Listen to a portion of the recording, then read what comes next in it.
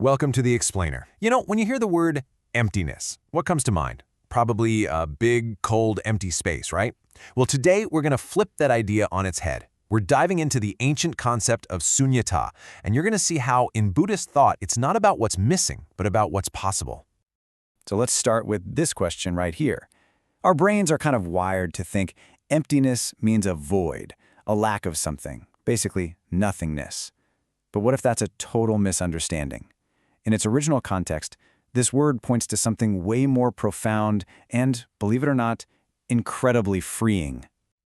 All right, here's our game plan. First, we'll get the definition straight. Then we'll look at a really cool meditation practice that shows it in action. After that, we'll see how to apply this to, well, everything. We'll explore how it becomes a path to freedom, and finally, get to the heart of why this concept is so liberating. Okay, first things first. We have to clear up the biggest misconception right out of the gate. When the early Buddhist texts talk about emptiness, they are not talking about some cosmic void. They're not saying the world around you isn't real. It's actually way more subtle and, frankly, more interesting than that. The original texts are super clear about this. This is not nihilism. The world exists. The chair you're sitting on, it's real. The device you're watching this on, also real. The whole point isn't to deny that things exist.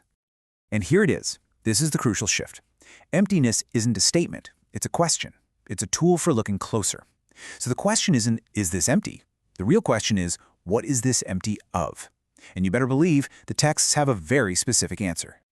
So let's move from theory to practice. How does this actually work? Well, in one of the discourses, the Buddha lays out this incredible step-by-step meditation that's all about experiencing this idea directly. It's a way of actually training your mind to see this. So the Buddha turns to his closest attendant, a guy named Ananda, and says, "Hey, I spend a lot of my time dwelling in this state of emptiness." And then he doesn't just leave it at that. He explains exactly how he does it, not as a concept, but as a living, breathing experience. It's this amazing progression. You start by noticing a familiar perception, like being in a village, and you just let it go. You empty your mind of that. Then you focus on what's left, say the feeling of being in the wilderness. Then you let that go, to focus on just the earth. Then the earth for infinite space, and you just keep going, moving to finer and finer levels of perception.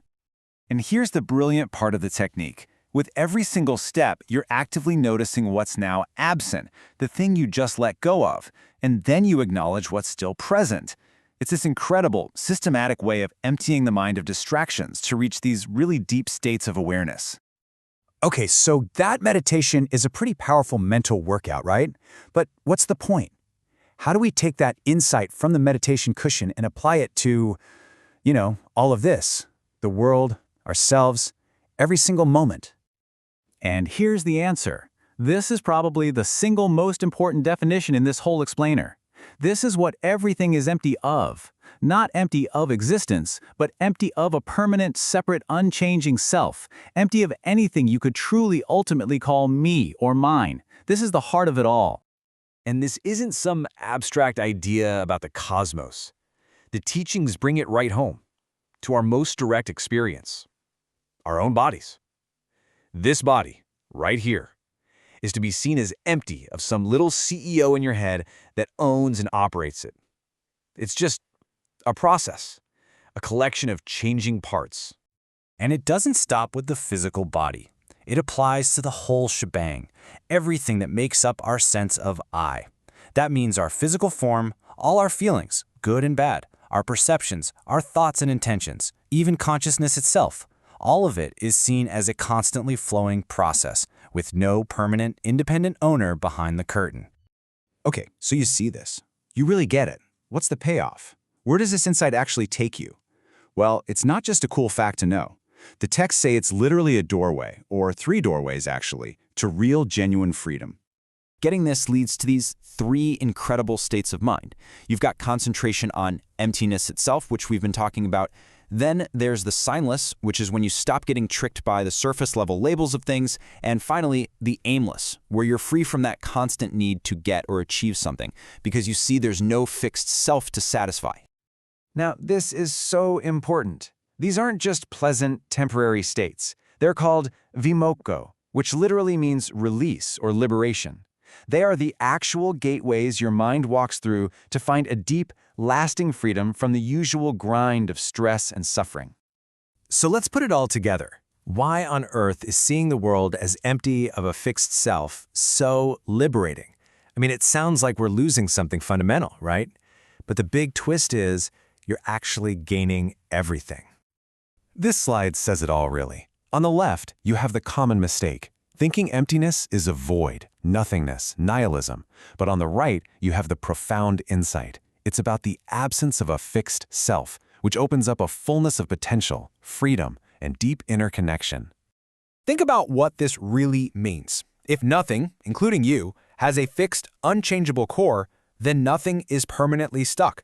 Nothing is set in stone. You aren't doomed to be the person you were yesterday, and the world isn't locked into being the way it is right now. And that, right there, is the big reveal. This emptiness isn't a deficiency. It's the open space where everything can happen. It's the fundamental requirement for freedom, for change, for learning, for healing, for any kind of growth. Without it, the universe would be frozen solid. Emptiness is pure potential. So we'll leave you with this to think about. If you and everything around you aren't bound by some fixed permanent nature, what does that make possible for you starting right now? Thanks so much for joining us for this explainer.